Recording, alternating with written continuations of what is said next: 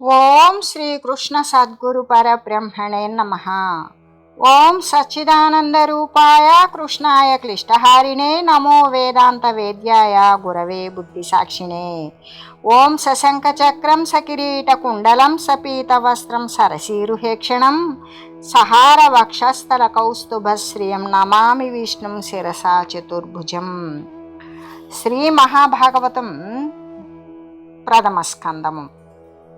అయితే అర్జునుడు ధర్మరాజుతో ఇలా చెప్తూ ఉన్నాడు. నన్ను కృష్ణుడు ఒక్కొక్కసారి చెలికాడా ఇలారా అని పిలిచేవాడు. ఒకప్పుడు ఓ మరది అని బంధుత్వాన్ని పాటించేవాడు. మరొకసారి దాతగా నాకు ధనాన్ని ఇచ్చేవాడు. మరి మంత్రి అయ్యే ఆలోచన చెప్పేవాడు. గురువై మరొకప్పుడు బుద్ధిని చెప్పేవాడు. ఇంకొకప్పుడు చనువుగా సారథ్యాన్ని చేసేవాడు. ఒక వేళలో అయితే ఆటలాడేవాడు, వేలాకోలం కూడా చేసేవాడు. ఒక్క చెయ్యి మీద ఉండేవాడు. కన్న తండ్రిలా నా తప్పు మన్నించేవాడు. నా చేతులు పట్టుకొని సహపంక్తిని ఆరగించేవాడు. రాజా మాధవుని మరిచిపోలేము. విజయ ధనంజయ హనుమధ్వజ ఫల్గుణ పార్థ పాండు తనయ నర మహేంద్రజ మిత్రార్జునయంచును భుజములు దలకడవ రాకవో కలజీరున్ విజయ ధనంజయ కపిధ్వజ ఫల్గుణ పార్థ పాండుకుమార నర ఇంద్రతనయ మిత్ర అర్జున అంటూ భుజాల మీద వేసి మరి రాకపోకలలో పిలిచేవాడు. అంతేగాక వారి జగంధులు తమలో వారింపగరాని ప్రేమ వాదము సేయన్ వారి జనేత్రుడు ననుదగ వారిండ్లకు బనుపు నలుక వారింపనృప. ఈ అంతఃపుర స్త్రీలతో అతి ప్రేమతో ఏదైనా వివాదం కలిగితే కృష్ణుడు నన్ను కోపం తీర్చడానికి వారి ఇంటికి కూడా పంపేవాడు. మా ఇద్దరికీ ఏ విధమైనటువంటి భేదము లేదు అని బాధపడుతూ మరి నిచ్చలు లోపలి కాంతలు మచ్చిక తన దోడనాడు మాటలు నాకు ముచ్చటలు చెప్పు మెల్లన వెచ్చల విడి దొడల మీద విచ్చేసిండ్రుపా. అంతేకాదు ఓ ధర్మరాజా, అంతఃపుర స్త్రీలు తనతో మాట్లాడిన మాటలు కూడా నా తొడల మీద తలపెట్టి పడుకొని మెల్లగా ముచ్చటలు చెప్పేవాడు. అటమటమయ్యన భజనమంతయు భూవరా నేడు సూడుమా ఇటువలె గారవించు జగదీశుడు కృష్ణుడు లేని పిమ్మటం బటుతర దేహలోభమున ప్రాణములున్నవి వెంటబోక నే కటకట పూర్వజన్మమున కర్మలెట్టివి చేసినాడనో. ఇప్పుడు నా సేవలన్నీ వ్యర్థమైపోయాయి. చూడు రాజా, అంతగా గౌరవించే కృష్ణుడే లేకపోయాక ఈ దేహం మీద కోరికతో దేహలోభంతో ఎందుకో నా ప్రాణాలు ఇంకా నిలిచి ఉన్నాయి. అయ్యో, నేనెంత పాపపు పనులు చేశానో పూర్వజన్మలో అని వాపోవచ్చు కాంతారంభున నుండి దోడుకొని రాగా చూచి గోవిందు శుద్ధాంత స్త్రీల 16 వేళ మదరాగా ఎత్తులై తాకిన చెంతన్ బోయలు మూగి పట్టి కొననా సీమంతిని సంఘమున్ భ్రాంతిన్ భామిని భంగి నుండి విడిపింపన్లేక ధాత్రీశ్వరా. ఆయన అవతారం చాలించిన తరువాత నేను ఆ గోవిందుని యొక్క అంతఃపుర స్త్రీలను 16,000 మందిని కూడా తీసుకొని అడవిలో ఒంటరిగా వస్తూ ఉన్నాను. అప్పుడు మదోన్మత్తులైన కిరాతులు మమ్మల్ని చుట్టుముట్టి పట్టుకున్నారు.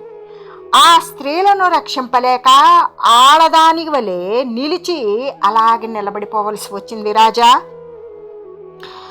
ఆ తేరారధి కుండనాహయములాయస్త్రాసనం భాశరవ్రాతం బన్యుల దొల్లి చంపుందిని వ్యర్థంబులైపోయే చేతోధీసుడు చక్రిలేమి భసిత క్షిప్తాజ్య మాయా విమాయా తంత్రోషర భూమి బీజముల మర్యాదన్ నిమేషంబునన్.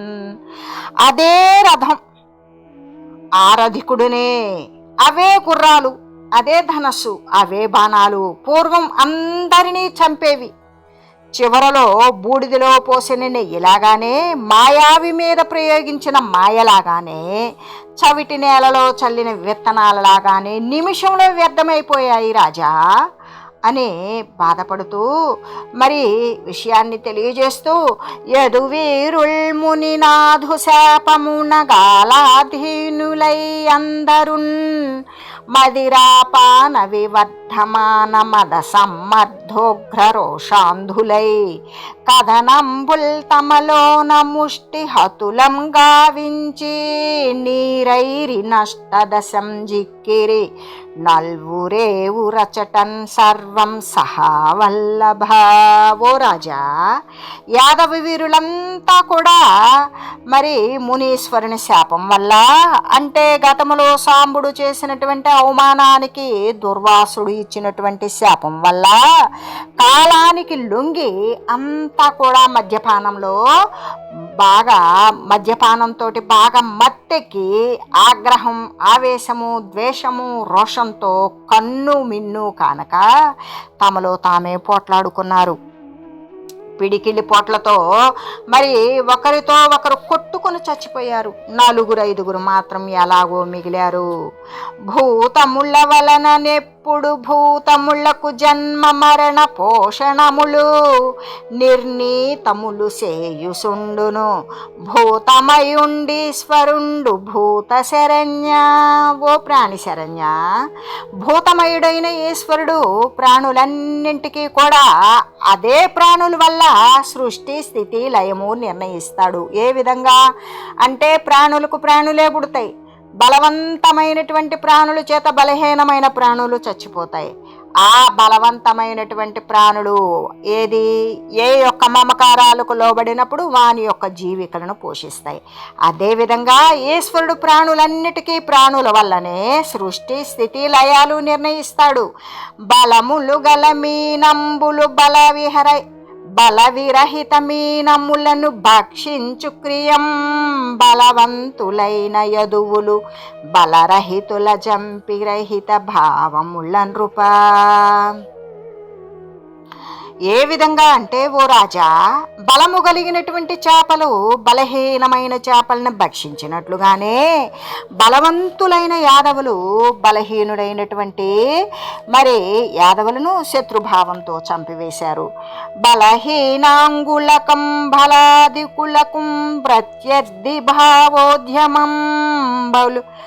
భావోద్యమంబులు కల్పించి వినాశమున్నెరపి ఈ భూభారంబు భాపి నిశ్చల బుద్ధిం కృతకార్యుడై జనియన సర్వేశ్వరుండచ్యుతుండలగుండేమని చెప్పుదున్ భగవధాయత్తంబు పృథీశ్వర. బలహీనులకు బలవంతులకు కూడా శత్రుత్వాన్ని కల్పించి వినాశాన్ని కలిగించాడు. వినాశం కలిగించినప్పుడు భూభారం అనేటువంటిది తొలగిపోయింది. ఆ సర్వేశ్వరుడైనటువంటి కృష్ణుడు తను వచ్చినటువంటి పనిని పూర్తి చేసుకొని తన శరీరాన్ని వదిలివేశాడు. రాజా, నేను ఏమని చెప్పను, అంతా భగవదిచ్చే కదా, అంతా భగవద్ అధీనమే కదా అని చెబుతూ, ఇంకా కూడా దేశ కాలాలతో ప్రయోజనంతో కూడినవి మానసికమైనటువంటి సంతాపం ఉపశమింపజేసేటువంటి కృష్ణుని వచనాలను తలుచుకున్నాడు. చిత్తం పరాయత్తమై ఉన్నది, నాకు నా స్వాధీనంలో లేదు అని అన్నయ్యైన ధర్మరాజుకు చెప్పాడు అర్జునుడు. అతను కూడా ఏమీ మాట్లాడలేదు. శ్రీహరి పాదపద్మాలను చింతిస్తూ నిర్మలమైనటువంటి బుద్ధిని వహించి శోకాన్ని విడిచిపెట్టాడు. సదా ఎల్లప్పుడూ ధ్యానంతోనే కూడుకొని విశేషమైన భక్తితో కామము, క్రోధము మొదలైనటువంటి వాటిని వదిలించుకొని వాటిని జయించేశాడు. తనకు పూర్వం కురుక్షేత్రంలో సేనల మధ్యలో అచ్యుతుడు చెప్పినటువంటి గీతను తలుచుకున్నాడు. కాల కర్మ భోగాభినివేశాలతో ఆవరించబడినటువంటి విజ్ఞానాన్ని మళ్ళీ పొందాడు అర్జునుడు.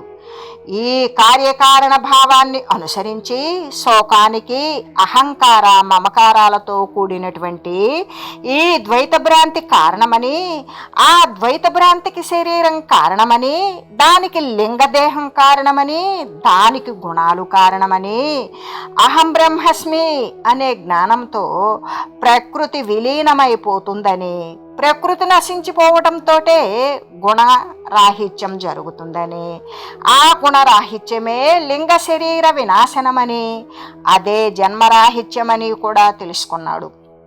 అప్పుడు ప్రకృతిని విడిచిన పురుషుడు మళ్ళీ కూడా స్థూల శరీరాన్ని పొందక బ్రహ్మైక్యాన్ని పొందుతాడు అని నిశ్చయించుకొని అర్జునుడు పూర్తిగా విరక్తుడయ్యాడు. ధర్మజుడు భగవన్మార్గం తెలిసి యాదవ వినాశాన్ని గురించి కూలంకషంగా విని నారదుని యొక్క మాటలు గుర్తుకు తెచ్చుకొని నిశ్చలమైనటువంటి చిత్తంతో స్వర్గ మార్గం పట్టడానికి తన యొక్క ప్రయత్నం అనేటువంటిది చేస్తూ ఉన్నాడు. అప్పుడు యదువుల నాశము మాధవు పదవియు విని కుంతి విమల భక్తిన్ భగవత్పద చింత తత్పరయై ముదమున సంసార మార్గమున కుంభాసెన్. ఆ విధంగా ఆమె కుంతి అంటే పాండవుల తల్లి, అంటే యాదవులు నశించిపోయింది విన్నది, శ్రీకృష్ణుని యొక్క శరీరం వదిలింది విన్నది. అప్పుడు కుంతి నిర్మలమైనటువంటి మాలిన్యరహితమైనటువంటి భక్తితో భగవంతుని యొక్క పాదాలను స్మరిస్తూ సంతోషంతో కూడినటువంటి ఈ సంసార మార్గాన్ని వదిలేసింది. ఆమె శరీరం కూడా వదిలిపోయింది. ఏ దినమున వైకుంఠుడు మేధినిపై దాల్చినట్టి మేను విడిచినాడా దినమున శుభ ప్రతిపాదకమగు కలియుగంబు ప్రాప్తంబయ్యన్.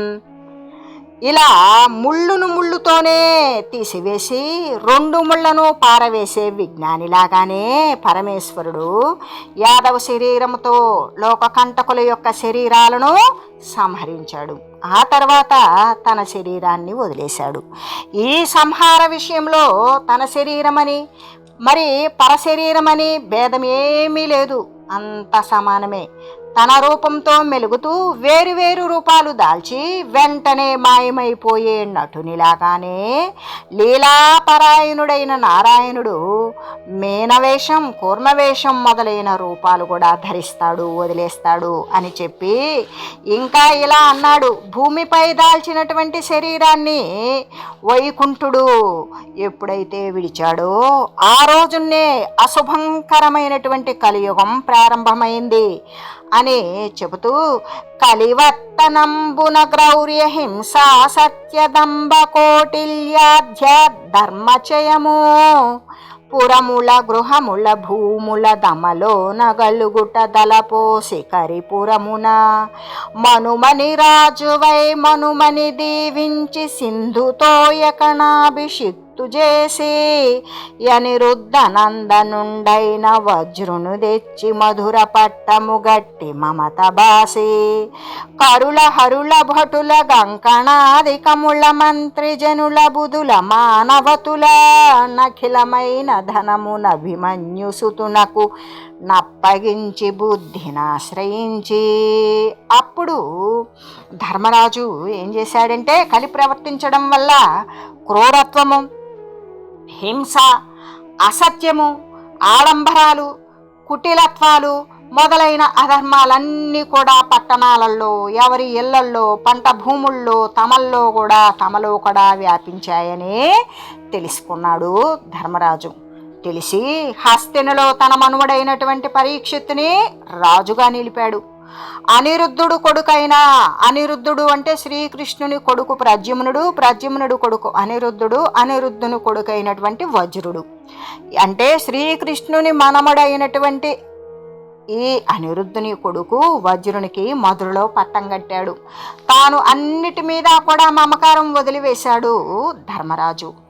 ఏనుగులు, గుర్రాలు, సైనికులు, బంగారు కంకణాలు, మంత్రులు, పండితులు, స్త్రీలు, సకల ధనాలు కూడా అభిమన్యుని కొడుకైన పరీక్షిత్తుకి అప్పగించాడు. తాను ఏ జ్ఞాన సంబంధమైనటువంటి బుద్ధి ఉన్నదో కేవలం బుద్ధినే ఆశ్రయించి విరక్తుడైపోయాడు ధర్మరాజు. విరక్తుడైన ధర్మరాజు ప్రాజాపత్యము అనేటువంటి యాగాన్ని చేశాడు. అగ్నులను తనలోనే ఆరోపించుకున్నాడు. అహంకారం విడిచాడు. బంధనాలన్నీ త్రించేసుకున్నాడు. ఇంద్రియాలన్నింటినీ కూడా మనసులోను, మనస్సుని ప్రాణమందు, ప్రాణాన్ని అపానమందు, అపానాన్ని మృత్యువునందు, మృత్యువును పాంచభౌతిక శరీరమందు, శరీరాన్ని సత్వరజస్తమో గుణాలయందు, ఆ గుణత్రయాన్ని కూడా అజ్ఞానమునందు, అవిద్యనందు, ఆ అవిద్యను తీసుకెళ్ళి జీవుని యందు, జీవుడైన తనను అవ్యయమైన బ్రహ్మమునందు లయింపజేశాడు. బహిరంగ వ్యాపారాలన్నీ విడిచిపెట్టాడు. నారచీరలు ధరించాడు. మౌనిగా ఉన్నాడు. ఆహారమేమీ తీసుకోలేదు. నిరాహారుడుగా ఉన్నాడు. జుట్టుముడి వదిలివేశాడు. పిచ్చివాని వలె, పిశాచం పట్టిన వాని వలె, చెవిటి వాని వలె, జడునిలాగా, ఏమీ అక్కరలేని వాని వలె చిత్తంబున బ్రహ్మమున వృత్తము గావించి కొనుచు విజ్ఞాన ధనాయత్తులు దొల్లి వెలింగడి యొత్తర దిశకేక నిర్మలోద్యోగమునన్. ధర్మరాజు చిత్తంలో పరబ్రహ్మమును మననం చేసుకుంటూ విజ్ఞానం పొందిన మహాత్ములు ఉండే ఉత్తర దిక్కుకి నిర్మలమైన ప్రయత్నంతో ప్రయాణం చేస్తూ ఉన్నాడు. అంతనా అతని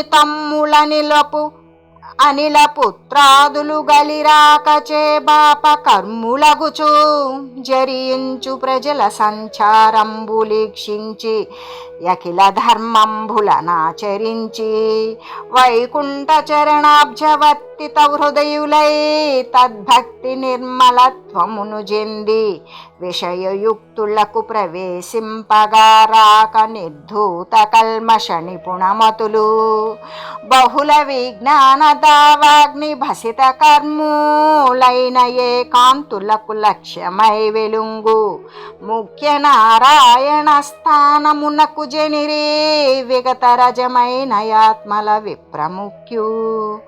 తర్వాత ధర్మరాజు తమ్ములు ఏం చేశారు? భీముడు, అర్జునుడు, నకులుడు, సహదేవుడు వీళ్ళంతా కూడా కలియుగం రావడంతో ప్రజలు పాపకర్మలు చేస్తూ ప్రవర్తిస్తూ ఉన్నారని గమనించారు. ధర్మాలన్నీ ఆచరించారు. వైకుంఠుని యొక్క పాద పద్మాల మీద తమ యొక్క చిత్తాన్ని ప్రసరింపజేశారు. దానితో వారి భక్తి నిర్మలమైంది. రజోగుణ తమోగుణ రహితమైంది. విషయాసక్తులు ప్రవేశింపలేనటువంటి పాపరహితులైన విజ్ఞానులు అయిన ఏకాంత భక్తులకు చేరదగినటువంటి విష్ణులోకానికి చేరారు. అప్పుడు విదురుడు ప్రభాస తీర్థంలో భగవంతుని మీద చిత్తాన్ని లగ్నం చేసి శరీరాన్ని విడిచిపెట్టాడు. పూర్వజన్మలో యమధర్మరాజు కావడం వలన తన అధికార స్థానానికి వెళ్ళిపోయాడు. ద్రౌపది పతుల చేత ఉపేక్షింపబడి జగత్పతి అయిన వాసుదేవుని మీద చిత్తం చేర్చి ఆమె విష్ణు పదాన్ని చేరింది. పాండవ కృష్ణులయానము పాండురమతిని అవ్వడైన బలికిన విన్నన్ ఖండిత బౌడై హరిదాసుండై కైవల్య పదము సొచ్చు నరేంద్ర. ఇలా పాండవుల యొక్క వాసుదేవుని ప్రస్థానము నిర్మలమైనటువంటి మాలిన్యరహితమైన చిత్తముతో ఎవరైతే విన్నా, దీనిని చదివినా లేదా దీని గురించి ఇతరులకు చెప్పినా హరిదాసుడై పునర్జన్మలే లేని కైవల్యాన్ని పొందుతాడు రాజా అని చెబుతూ, ఇక అక్కడ రాజకుమారుడైన పరీక్షిత్తు జాత కర్మవేత్తలైన పెద్దలు చెప్పినట్లుగానే బ్రాహ్మణోత్తముల యొక్క శిక్షణతో మహాభాగవత శేఖరుడయి ఉత్తరుని యొక్క పుత్రిక అయినటువంటి ఇరావతిని పెళ్లి చేసుకున్నాడు. ఆయన జనమేజయుడు మొదలైన 9 కొడుకులను కన్నాడు. గంగా నదీ తీరంలో కృపాచార్యుని యొక్క గురుత్వంలో యాగం చేశాడు. హవిర్భాగాలు స్వీకరించడానికి దేవతలు స్వయంగా వచ్చారు. అలా పరీక్షిత్తు భూరి దక్షిణతో 3 అశ్వమేధ యాగాలను చేశాడు. దిగ్విజయం చేసేటప్పుడు ఒక చోట గోవు యొక్క మిథునాన్ని తన్నుతూ ఉన్న రాజచిహ్నాలతో శూద్రవేషంలో ఉన్నటువంటి కలిపురుషును పట్టుకొని నిగ్రహించాడు అని చెప్పగానే సౌనకుడు పౌరాణికుడైనటువంటి సూతునితో ఇలా అన్నాడు: భూవర రూపపు శూద్రుడు గోవుం దానేల తన్నే గోరి పరీక్షిత్ భూవరుడు దిశల గెలుచుచు నేవిదిగలి నిగ్రహించి నెరిగింపగదే. రాజరూపంలో ఉన్న శూద్రుడు గోవుని ఎందుకు తన్నాడు? పరీక్షిత్తు అనే రాజు దిగ్విజయం చేస్తూ ఎలా కలిపురుషుణ్ణి నిగ్రహించాడో చెప్పండి అని సౌనకుడు సూతుణ్ణి అడిగాడు.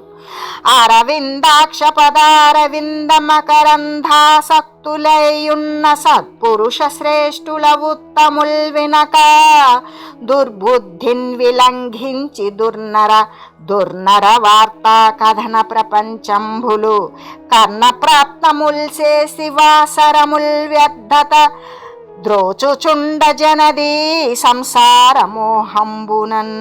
పద్మనేత్రుని యొక్క పాదపద్మాల మకరంధం మీద ఆసక్తి గల సత్పురుషుల యొక్క చరిత్రలు వినకుండా దుర్బుద్ధితో ఎగురుతూ మరి దుష్టుల చరిత్రలకు ఎవరైతే చెవులొగ్గి వింటారో అటువంటి వారు సంసార మోహంతో కాలక్షేపం చేస్తూ ఉంటారు. అటువంటి వారి యొక్క సహవాసం కూడదు అని చెబుతూ, ఏ విధంగా అంటే దుర్బుద్ధితో ఎగురుతూ దుష్టుల చరిత్రలకు చెవులొగ్గి సంసార మోహంతో కాలక్షేపం ఏమాత్రము చేయరాదు అని చెబుతూ, ఓం మంగళం శ్రీ కురుక్షేత్ర రణక్షోణి విహారిణే పార్థసారథి రూపాయ గీతాచార్యాయ మంగళం.